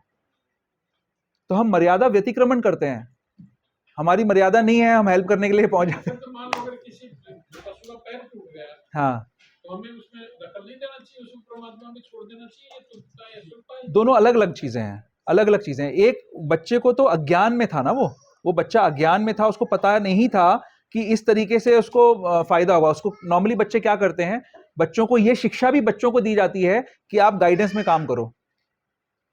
जैसे हमारे यहाँ, हम सभी के घरों में ऐसा होता होगा कि हमारे बच्चे अपने उत्साह के अंदर कुछ ऐसा काम करते हैं जिससे उल्टा नुकसान हो जाता है। आज की फिलॉसफी क्या कहती है, कैसे क्या करना चाहिए जब ऐसा कोई बच्चा कर दे? आज की फिलॉसफी क्या कहती है? साइकोलॉजिस्ट क्या कहते हैं? साइकोलॉजिस्ट कहते हैं कि you should motivate that child. उसने तो अनजाने में किया, अगर आप उसको अभी कुछ उल्टा पुल्टा कहोगे तो वो तो खत्म हो जाएगा। ये नॉनसेंस है। हमारे घर पे जब ऐसा होता है तो मैं क्या करता हूं, तो मैं इनका अच्छे से फिर ऑपरेशन करता हूं। मैं उनको सिखाता हूं कि क्या उन्होंने क्या गलत किया। उनको पहले मेरे से पूछना चाहिए था, अपनी माँ से पूछना चाहिए था कि क्या करें या ना करें। जैसे वो एक वीडियो आता है ना कि बच्चे के मन में आया कि माँ को देखती है कि सफाई कर रही है, किचन में लगी रहती है, खूब अच्छे से सफाई करती है, तो पापा का लैपटॉप बड़ा गंदा हो रहा है, चलो पापा की हेल्प करेंगे। तो लैपटॉप को ले जाके उसने किचन में धो दिया। अब क्या करना चाहिए था, उसका भाव खराब नहीं था, लेकिन पिताजी का तो सारा भाव खराब हो गया उसके बाद। तो उसको क्या करना चाहिए था, उसको ऐसी ट्रेनिंग पहले मिलनी चाहिए थी कि अगर ऐसा कुछ विचार मन में आ जाए ज्यादा कृपा करने का, तो पूछो, पहले पूछो क्या करना है और फिर करो हेल्प। इसीलिए हमारा जो समाज है वो सबमिसिवनेस का समाज है। कोई भी इंडिपेंडेंट नहीं है, कोई भी नहीं है। पिता भी नहीं है, क्योंकि पिता गुरु के पास जाके पूछता है, माता पिता से पूछती है, बच्चे माता पिता से पूछते हैं, बहुएं सासों से पूछती हैं, सबके लिए एक हायरार्की है उस एक चीज और है, अगर ऐसे मान लो बच्चा लैपटॉप को धो दे तो फिर हम बच्चों को धोएंगे। वो अपनी घरवाले से पूछे या ना पूछे, इसको क्या समझाओ? हाँ अपनी घरवाले से पूछे या ना पूछे, नहीं पूछा तो घरवाली को भी शिक्षा होनी चाहिए, घरवाली को शिक्षा उसके घर से मिलनी चाहिए और फिर यहाँ पे भी मिलनी चाहिए। यही समाज जो है ना पूरा उलट पुलट हो गया है, क्योंकि लोगों को पता नहीं है। सबके भाव अच्छे हैं, वो जो फिलोसोफर बोल रहा है, जो साइकोलॉजिस्ट बोल रहा है कि ऐसे बच्चे को मोटिवेट करना चाहिए, उसको खुद कुछ नहीं पता। वो ज्ञान दे रहा है या दे रही है, उसको खुद कुछ नहीं पता, तो वो अज्ञान फैला रही है। डिवोर्सेस क्यों होते हैं? मैंने इस लेडी को आज यही समझाया कि अपने लॉयर के पास मत जाओ। पहली बात तो लॉयर को तो आपकी डेट्स बढ़ने से पैसा मिलेगा, उसको पास जाना बंद करो। उसने लॉयर को भी रेजिग्नेशन लेटर दे दिया तुरंत ही कि अब मैं ये केस बंद करना चाहती हूं। क्योंकि हम समझ ही नहीं रहे, हम कितने मूर्ख हो गए हैं कि जो जिस व्यक्ति का प्रोफेशन ही हमारे घर में कलह कराकर उसको बढ़ाने से चलेगा, उसको ही हम अपना ट्रस्टी बना रहे हैं। विदुर नीति कहती है कि ऐसे व्यक्ति को कभी ट्रस्टी नहीं बना सकते आप, उसको कभी गवाह मत बनाओ अपना। लेकिन अब किसी को पता ही नहीं कि विदुर नीति भी कुछ होती है, किसी को पता ही नहीं है कि चाणक्य नीति भी कुछ होती है। आज मैं लेके आया था चाणक्य नीति आप लोगों को कुछ नेक्स्ट वाली चीजों पे कुछ बताने के लिए, लेकिन टाइम नहीं मिला, कल अगली बार करेंगे उसको, कृष्णा विलिंग। लेकिन हमें नहीं पता, ये हमारी संस्कृति में सबको पता होता था ये सब चीजें, तो हम इतने बड़े मूर्ख बनते जा रहे हैं। तो please go back to our basics, अपनी बुक्स को पढ़िए। प्रभुपाद जी ने हर चीज इतने अच्छे से समझाई है, अगर आप उसको पढ़ेंगे तो आपके जीवन से कष्ट ऐसे भागेगा जैसे गधे के सर से सींग। ठीक है, और किसी का कोई केस प्रभु? एग्जांपल लेके कल के जो सेमिनार में जो एक आपको कैसे पता? अच्छा अभी मैंने बताया। वही मैं सोच रहा हाँ इनको क्या? ना नहीं चलेगा। हाँ आपने बताया कि जो एक माताजी की उनके पिताजी पहले हाँ हाँ वॉर में थे। हाँ एंड निकल सम सोल्जर्स पाकिस्तान। हाँ उसमें आप एग्जांपल दे रहे थे कि धर्म का उन्होंने युद्ध में साथ दिया, इसलिए उनको मोटिवेट करने के लिए बोला था, या आपका प्रश्न बेसिकली ये है कि हो सकता है कि वो ये भाव ना रख के कर रहे हो युद्ध, वो सिर्फ देश के लिए कर रहे हो। मैं 2.3 में जब जाता हूँ तो इसमें लिखा है कि बिना जय और पराजय के विचार किए बिना युद्ध करो। यदि वो सोल्जर वहाँ पे युद्ध कर रहा है तो उसके दिमाग में तो ये होगा कि मुझे जीतना है कैसे ना कैसे करके, इसलिए मैं सोल्जर्स को मार रहा हूँ।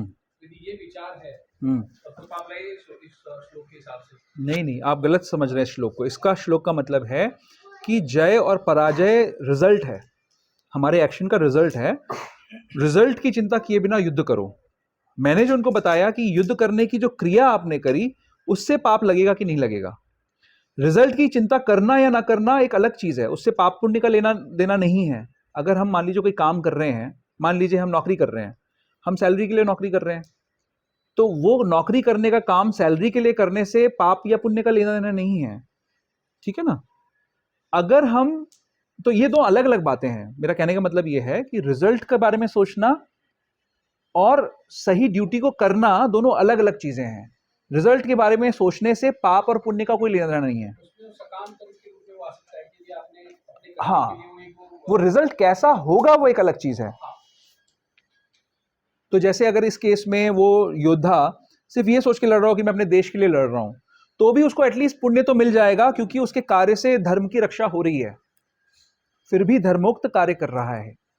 लेकिन अगर वो ये सोच के करे, मान लो शायद ऐसा किया हो उन्होंने, she was a devotee, she wanted to do Ekadashi और वो सब, तो ये बैकग्राउंड मुझे उन्होंने बताया था।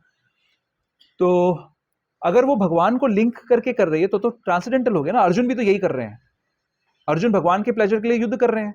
तो कोई भी योद्धा अगर भगवान के प्लेजर के लिए, धर्म को बचाने के लिए युद्ध कर रहा है तो वो धर्म परायण है। उस टाइम पे धर्म कैसे डिसाइड होता है कि धर्म क्या है? मतलब how would the soldiers know कि मेरा धर्म क्या है? मतलब उनके लिए धर्म यही होगा कि मैं मेरी कंट्री के लिए लड़ रहा हूँ, उसको धर्म है। हाँ, otherwise how would they know कि मैं जैसे पाकिस्तानी तो उसी एग्जाम्पल में मैंने उनको कल न्यूरमबर्ग ट्रायल्स के बारे में बताया, जो मैं आप लोगों को बता चुका हूँ पहले।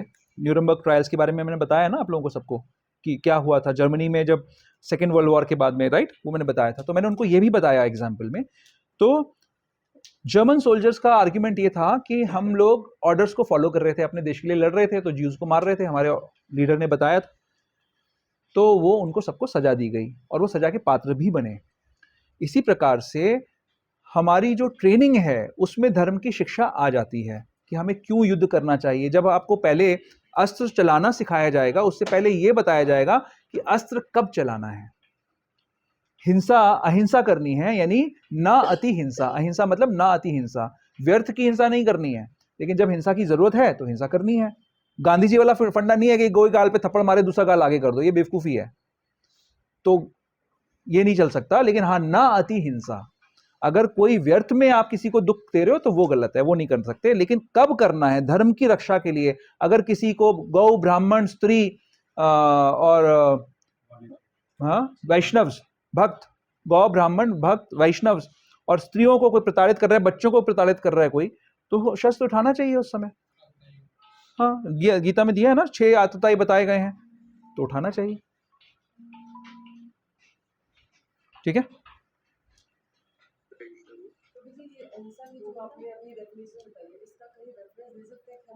हाँ, गीता में ही है माता जी, प्रभुपाद एक्सप्लेन कर रहे हैं कि हिंसा का मतलब है ना अति हिंसा। वो 6 आतताई वाली बात। हाँ हाँ, ना अति, लिमिटेड हिंसा नहीं, ना अति हिंसा नहीं, लिमिटेड हिंसा थोड़ा मिस इंटरप्रिटेशन हो सकता है। हाँ, लिमिटेड हिंसा नहीं, जहां जरूरत है वहां पे हिंसा का उपयोग करना, हिंसा वहां करनी पड़ेगी।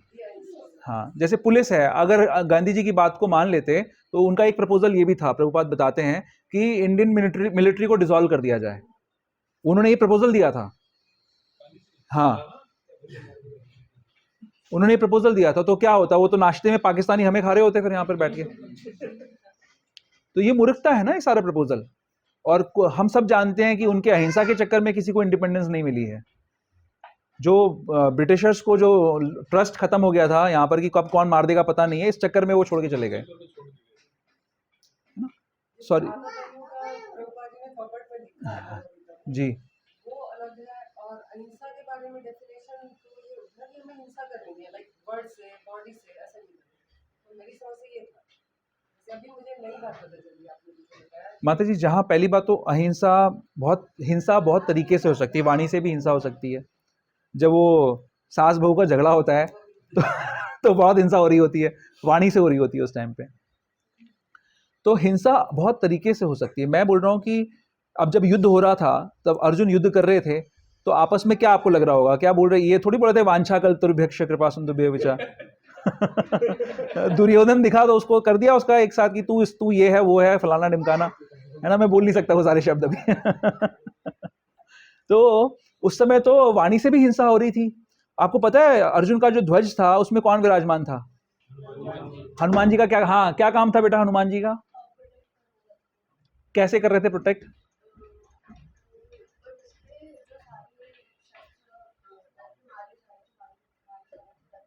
हाँ, ये तो ठीक है, ये तो सभी लोगों की बातें हैं, लेकिन जेन्युइनली क्या कर रहे थे आपको पता है? वो जब, हाँ नहीं, वो बहुत जोर जोर से हुंकार कर रहे थे। उनकी हुंकार सुनकर जो सामने वाले शत्रु आते थे ना, वो वैसे ही अधमरे हो जाते थे। वो हनुमान जी को मना कर दिया गया, उन्होंने बोला मैं पार्टिसिपेट करना चाहता हूं। नहीं, बैठ जाओ, नहीं, युद्ध नहीं कर सकती, तुम्हारा युद्ध नहीं है, इसमें तुम युद्ध नहीं करोगे। तो वो तो हनुमान जी सेवा ढूंढ लेते हैं। उन्होंने सेवा ढूंढ ली कि सामने जो आता था उनकी हुंकार सुनकर ही उसका दिल दहल जाता था। हनुमान जी हुंकारेंगे तो क्या रहेगा आदमी का। है ना। तो वो वाणी की हिंसा कर रहे थे।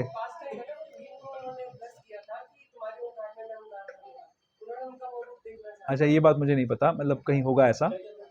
माता जी कह रही हैं कि उन्होंने ऐसा भीमसेन जी को आशीर्वाद दिया था कि तुम्हारी हुंकार मेरे हुंकार के समान हो जाएगी, ऐसा कुछ।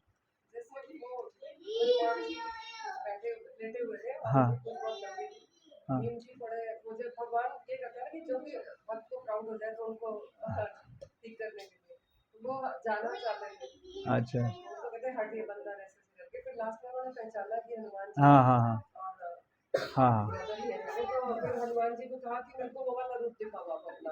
हाँ हनुमान जी ने कहा कि वो नहीं सकता, लेकिन मैं ये करूंगा जब तुम्हारा ये युद्ध होगा ना, हाँ अर्जुन की पताका पे लाऊंगा। हाँ, तो वही तो, मारने में होगा। हाँ, तो वो वैसे ही हुंकारते हैं वहां पर, है ना, ऐसे था। ओके, और कुछ किसी का क्वेश्चन? यस प्रभु।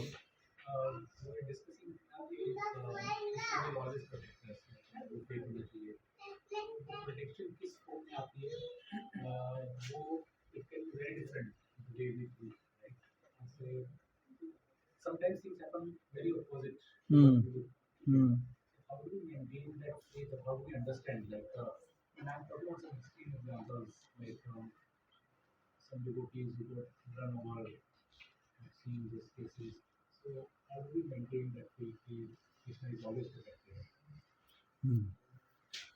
प्रभु हमें शास्त्र की वाणी, प्रभु जी का प्रश्न है कि कई बार बहुत एक्सट्रीम केसेस होते हैं। मैंने जो कहा कि भगवान हमेशा हमारी रक्षा करते हैं, हमें हमेशा मेंटेन करते हैं, कई बार लेकिन जीवन में ऐसे बहुत एक्सट्रीम केसेस हो जाते हैं, तो उस समय हम उस फेथ को कैसे मेंटेन करें कि भगवान हमारी रक्षा कर रहे हैं। तो फेथ का जनक क्या है? फेथ कैसे पैदा होता है? कैसे होता है? नहीं, आदो श्रद्धा तो एक अलग चीज है। वो कहाँ गई माता जी, रेणुका माता? हाँ, कैसे फेथ का जनक क्या है माता जी? हाँ हाँ, ओके, सिंप्लीफाई करते हैं। जो हमारी आप पांडवों के जीवन से उदाहरण लीजिए प्रभु। एक्सट्रीम केसेस की बात कर रहे हैं। पांडवों के पिता उनके जन्म के कुछ समय बाद ही चले गए, वन में थे वो लोग। उनकी एक माँ माद्री, उन्होंने भी अपना वो सती हो गई पांडु के साथ में। जब यहाँ पे आए तो उनके भाई को भीमसेन को विष दे के मारने की कोशिश की गई। ऑलमोस्ट मर गए थे वो, तो बच गए अपने नाना की कृपा से। फिर उसके बाद उनको जला के मारने की कोशिश की गई लाक्षागृह के अंदर। फिर उनका राज्य, जो पूरा राज्य उनका था, उसको उनकी आधी प्रॉपर्टी छीन ली गई पहले ही उनसे, ठीक है। फिर उसके बाद जो आधी बची कुची थी, वो उनकी पत्नी को पांडव, जो कि इतने महान योद्धा हैं पूरे संसार में उनका यश है। एक क्षत्रिय के लिए, एक साधारण व्यक्ति भी ना अपनी पत्नी की अस्मिता को मेंटेन करने के लिए अपनी जान दे सकता है ना, अपनी स्त्री की रक्षा करने की कैपेबिलिटी रखता है साधारण सा मनुष्य भी। और उसके लिए बहुत स्वाभिमान की चीज है कि उसकी इज्जत बनी रहे। पांडव, जिनका सारे पूरे विश्व में जिनका नाम है, उनके सामने उनको बिठाकर उनकी पत्नी का चीरहरण करा गया। और किसने करा? उनके ही भाइयों ने करा। और किसके सामने करा? जो उनके दादा बैठे हुए हैं, उनके गुरु बैठे हुए हैं, कोई और इतने बड़े बड़े बलशाली लोग बैठे हुए हैं, उन्होंने करा। सोचिए कितनी बड़ी बात हो गई। और फिर उनको बेवकूफ बना के भेज दिया गया वन में, 13 साल रहो जाके। ये सब हो गया। और फिर भी कभी भगवान के सामने, भगवान को कभी उन्होंने उलाहना नहीं दिया कि आप तो भगवान से पूछते हैं युधिष्ठिर महाराज कि आपकी कृपा का लक्षण क्या है। पढ़ा है किसी ने भागवत में? क्या कहते हैं, पता है किसी को आंसर? हाँ बोलिए। हाँ, मैं जिस पे कृपा करता हूँ, हाँ, यस्याहम अनुग्रहामि। हाँ, जिससे मैं अब ये बोलने से सब भाग जाएंगे। जिस पे मैं कृपा करता हूँ उसका धीरे धीरे मैं सब कुछ हर लेता हूँ। बट ये अधूरी बात है। क्या दे देता हूँ? ये तो आया ही नहीं। मैं अपने आप को उसको दे देता हूँ। तो ये भगवान जब ये लॉजिक देते हैं कि जब सारे स्वजन उससे दूर हो जाएंगे तब उसके पास मेरे वाला कोई आशा नहीं बचता है। हाँ, तो सरेंडर करता है, तब वो शरणागति पूर्ण ले लेता है ऐसी अवस्था में। तो ये हम प्रभु, ये हमारी जर्नी ना आज शुरू नहीं हुई है। भगवान का जो नाम ले रहे हैं, वो सारे शास्त्र कह रहा है, वो सारे जप, सारे तप, सारे स्नान, सारे तीर्थ, सब कुछ करके आ चुका है, तब वो जप कर रहा है। तो कितने ही बार, कितने ही ट्रॉमास में से हम गुजर चुके हैं। वो सारा का सारा एक्सपीरियंस हमारे संस्कारों में है और वो ही हमारे फेथ को पुख्ता कर रहा है। हम सबका अलग अलग लेवल ऑफ फेथ है बट वो बढ़ रहा है, वो प्रोग्रेसिव है। कल जितना था उससे ज्यादा आज है। तो वो अपनी जर्नी पे चल रहा है। जैसे जैसे साधु संग, श्रवण, सेवा, भजन क्रिया के माध्यम से वो पुख्ता होता जा रहा है। जिसका पुख्ता हो गया, टेस्ट बराबर हो रहे हैं सबके, हर समय होते जा रहे हैं। तो जब वो टेस्ट होते हैं उस समय आप रिवील कर देते हो, भगवान को बता देते हो, माया को बता देते हो कि आप पास हुए या फेल हुए। पास हो गए तो प्रोग्रेसिव हो गए, फेल हुए तो चांस मिलेगा। ये नहीं है burning in hell for ever, chance मिलता रहेगा। भगवान कभी थकते नहीं चांस देने से। तो फेथ हमें इस बात पे होना चाहिए, लेकिन किसी और को इमिटेट भी नहीं करना चाहिए। ये बड़े न्यूएंस्ड बातें हैं, है ना। इनको आप लकीर का फकीर बन के नहीं समझ सकते। आपको अपना दिमाग खुला रखना पड़ेगा समझने के लिए इन बातों को। हमारा जितना फेथ है हम उस लेवल पे ऑपरेट करें। हम प्रभुपाद के फेथ को हनुमान जी के फेथ को इमिटेट नहीं कर सकते, लेकिन हाँ हमें ये थियोरेटिकली पता है कि भगवान कभी हमारी रक्षा करने से पीछे नहीं हटेंगे। लेकिन हमारा जितना फेथ है उस फेथ पे हम ऑपरेट करते हैं। साधारण सा एग्जांपल लेते हैं, कुछ भक्त ऐसे हैं जो डॉक्टर के पास भी नहीं जाते, उनका फेथ इतना स्ट्रांग है, लेकिन हम डॉक्टर के पास जाते हैं। जब हमारे को कोई समस्या दिखती है हमारे सामने आती हुई, तो हम उसका इलाज करने का प्रयास करते हैं अपनी शक्ति के अनुसार, लेकिन अत्यधिक प्रयास नहीं करते, रीजनेबल प्रयास करते हैं, फिर भगवान पे छोड़ देते हैं। तो जितना हमारा फेथ है उतना हमारा प्रयास होना चाहिए, उसके बाद फिर हमें अल्टीमेटली भगवान पे जो रिजल्ट आ जाए उसके बाद मान लें, छोड़ देना चाहिए। ठीक है, जो है सो भगवान की कृपा है, भगवान का प्रसाद है। तत्ते अनुकंपाम सुसमीक्षमाणो, पूरी साइंस को समझ लेना चाहिए। भगवान कह, ब्रह्मा जी कह रहे हैं तत्ते अनुकंपाम समीक्षमाणो भुंजान एवात्म कृतम विपाकम हृदवाग वपुर्भिर तद्धन नमस्ते जीवेत यो मुक्ति पदे सोदाय भाग। जो इस प्रकार जीता है, जो अपने विपदाओं को भी भगवान ने कृपा करी है ऐसा मानता है, और विपदाओं में भी भगवान को हृदय से, हृदवाग वाणी से, वपु से, शरीर से भगवान को प्रणाम करता रहता है, भगवान को धन्यवाद देता रहता है कि भगवान आप कितने दयालु हैं, मैं तो ज्यादा डिजर्व करता था कष्ट, तो भी आप मेरे पे कृपा कर रहे हो। ऐसा व्यक्ति जीवे तो यो मुक्ति पदे सुदाय भाग, उसको भगवान उत्तराधिकार दे देते हैं मुक्ति का। ठीक है, प्रभु ये आपने मेरे क्वेश्चन का आंसर दिया कहाँ? आता नहीं होगा शायद। क्या था सवाल? कि अगर पति आतताई हो, हाँ, अभी आतताई वर्ड यूज किया, और पत्नी धर्मात्मा हो, मतलब नाइस प्रैक्टिसिंग डिवोटी, हाँ, और वो उसको, या फिर ऑपोजिट सिचुएशन भी हो सकता है, तो हमारे, लेकिन हमारे वैदिक कल्चर में तो संबंध विच्छेद का कोई प्रावधान है नहीं, तो फिर ये मतलब ऐसा, ये ऐसे में सप्रेस किया जाना होगा ना, ये कि नहीं तुमको उस आतताई के साथ ही रहना पड़ेगा, चाहे वो मारी तो बताए। ऐसा क्यों? गुरु महाराज से ऐसा प्रश्न स्पेसिफिक पूछा गया। मैं इसका आंसर इसलिए नहीं दे रहा कि इसका कोई जनरल आंसर नहीं हो सकता। जनरल आंसर जब ऐसे लेक्चर्स में दिया जाता है तो लोग मिसअंडरस्टैंड कर लेते हैं इस चीज को। पहला जो थियरम है, जो रूल है, वो ये है कि सेपरेशन नहीं हो सकता किसी भी सिचुएशन पे। लेकिन कोई स्पेसिफिक केस है, उस स्पेसिफिक केस की डिटेल्स में जाके समझना पड़ेगा कि क्या चीज ओवरऑल कृष्णा कॉन्शियसनेस के लिए बेटर होगी। तो गुरु महाराज बताते हैं, अगर आप पत्रोपदेश पढ़ेंगे तो उसमें गुरु महाराज बताते हैं कि ऐसा जब प्रश्न उनके पास आया, या वो लेक्चर में भी एक आध बार बता चुके हैं ऐसी चीजें, जिन्होंने सुना हो, जो लोग सुन रहे हैं उन्होंने सुना होगा, तो गुरु महाराज कंसल्ट करते हैं कई सारे सोर्सेस से, पूछते हैं, उस स्पेसिफिक सिचुएशन पे राय लेते हैं। क्योंकि कहीं पे भी, और पत्रोपदेश अभी एक रिसेंट लेक्चर आया था, मुझे अभी ध्यान नहीं आ रहा, उसमें दो ऐसे एक्सट्रीम केसेस थे। उसमें एक केसेस ये था, एक्चुअली वो दूसरी चीज थी, वो अबॉर्शन को लेके था, वो सेपरेशन को लेके नहीं था, वो अबॉर्शन को लेके था। खैर, इस केस में भी कंसल्ट किया जा सकता है, जहां पर ऐसा है कि आदमी को जीवन का भय है, इतना ज्यादा आतताई कोई है, तो वो अलग रहे, सेपरेशन फिर भी नहीं है। और ये नहीं है कि सेपरेट हो गए और फिर से एंजॉयमेंट के लिए सोचा कुछ हमने, ऐसा शास्त्र का निदान है। क्योंकि हमको ये समझना है कि जीवन में जो कष्ट बंधे हुए हैं हमारे जीवन में, वो हमें मिलेंगे ही मिलेंगे, वो कहीं ना कहीं किसी ना किसी रूप में आएंगे। और मैं ऐसे केसेस जानता हूं जहां पर मल्टीपल मैरिजेस करते हैं लोग और फिर भी सफल नहीं होती उनकी शादियां, क्योंकि उनके भाग्य में नहीं है।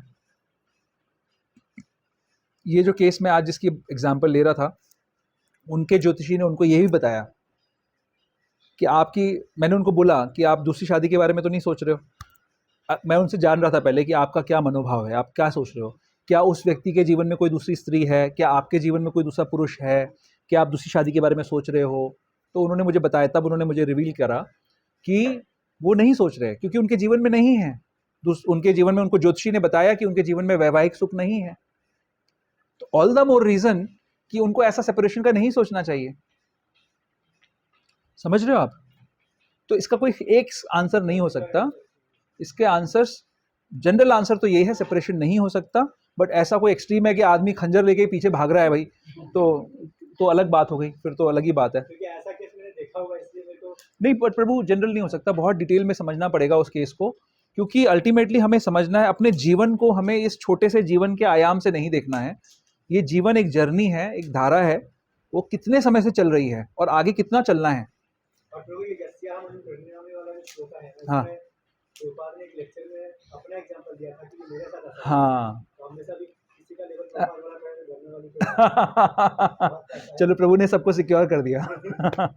ओके, तो डोमेस्टिक वायलेंस और आतंकवादी तो मेरे ख्याल से डिफरेंट है। आतंकवादी तो बहुत ऊंचा वर्ड है कि जो मास लेवल पे ऐसे इंसान देते हैं, ये तो डोमेस्टिक वायलेंस आता है। ये आतंकवादी तो मतलब वो भी एक तरीके का आतताई हो गया, बट पत्नियां पतियों को मारेंगी तो नहीं।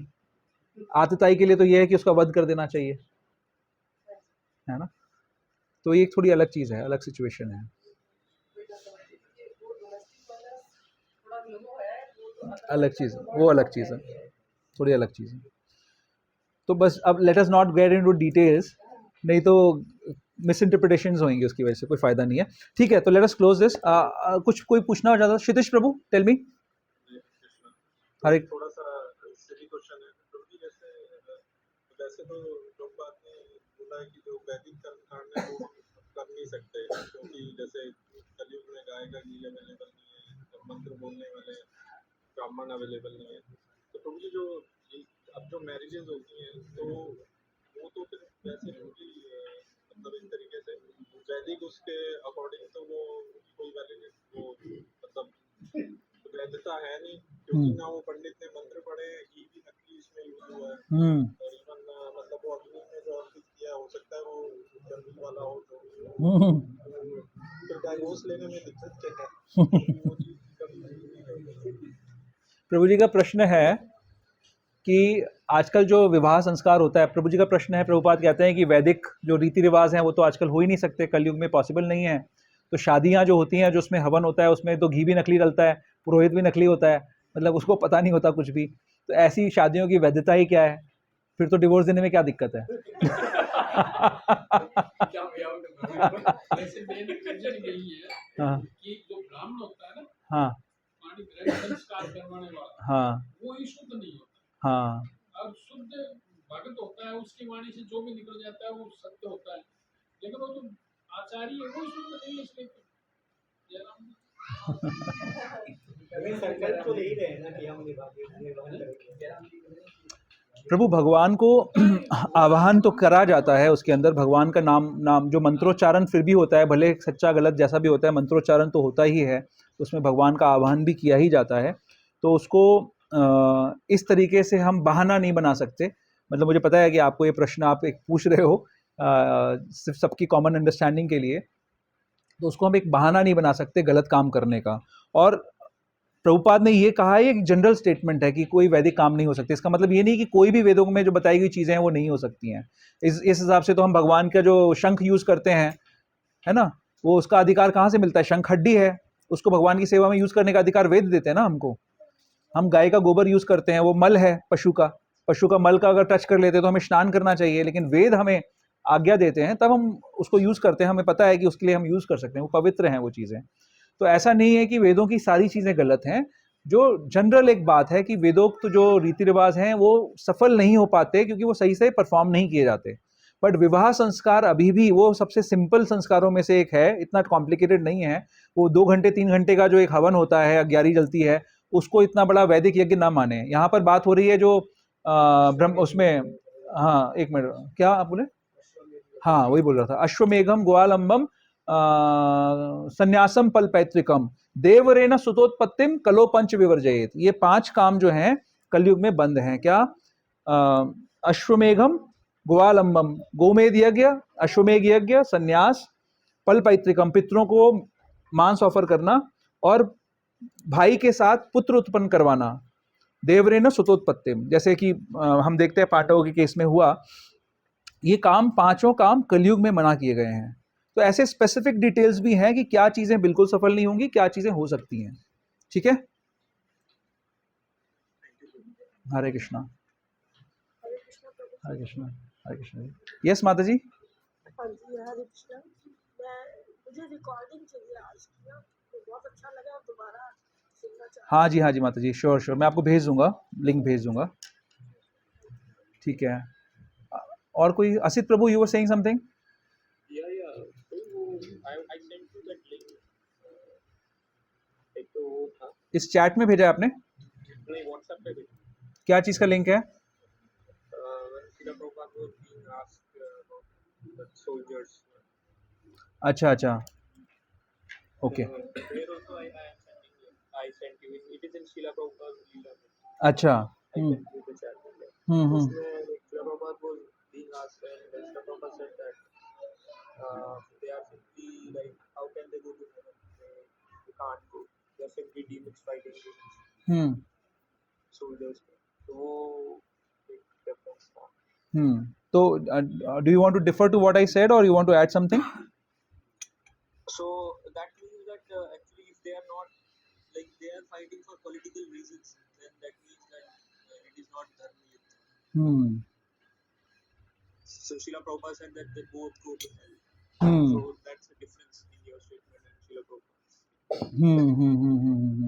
हाँ, बट थोड़ा उसकी डिटेल में जा सकते हैं प्रभु। वी कैन, प्रभु जी का कहना है कि प्रभुपाद का एक स्टेटमेंट है जिसमें she has sent me some link, उसमें प्रभुपाद कह रहे हैं कि जो सोल्जर्स अगर पॉलिटिकल रीजंस के लिए युद्ध कर रहे हैं तो they can not go to heaven, but इसके कॉन्ट्रडिक्शंस भी हो सकते हैं, तो इसीलिए ये इतना क्लियर स्टेटमेंट नहीं है। जैसे महाभारत का युद्ध में भी जो उधर से लड़ रहे थे, दुर्योधन वगैरह जो लड़ रहे थे, दुर्योधन एंड टीम लड़ रहे थे, वो लोग पॉलिटिकल रीजन से ही लड़ रहे थे सारे के सारे। बट हम पाते हैं महाभारत के एंड में कि दुर्योधन आदि सारी जो लोग हैं वो स्वर्ग में पहुंचे हुए हैं पहले से। तो this is something which can be debated little bit, और उसको समझना पड़ेगा और तरीके से, but this is what I understand from Prabhupada statements. एक प्रभुपाद ने बोला है कि जो सैनिक भागवत में ही है, दो लोग भगवत धाम जा सकते हैं, एक वो जो भगवान का शुद्ध भक्त और एक वो जो युद्ध, वो क्षत्रिय जो बिना लड़े दिखाए युद्ध में मारा गया, युद्धे च अपलायनम वाले श्लोक में है ना। ठीक है, but thank you Prabhu for pointing out this, you are very alert. ये अच्छी चीज़ है कि आप अलर्ट हो एकदम सुनने के लिए, but we can discuss this further, we can also ask this, Guru Maa से भी पूछ सकते हैं इस चीज़ को हम और क्लैरिफाई करने के लिए, एंड मे बी अभी मैं मिलूंगा तो मैं कोशिश करूंगा, पूछूंगा इस चीज़ को। Thank you.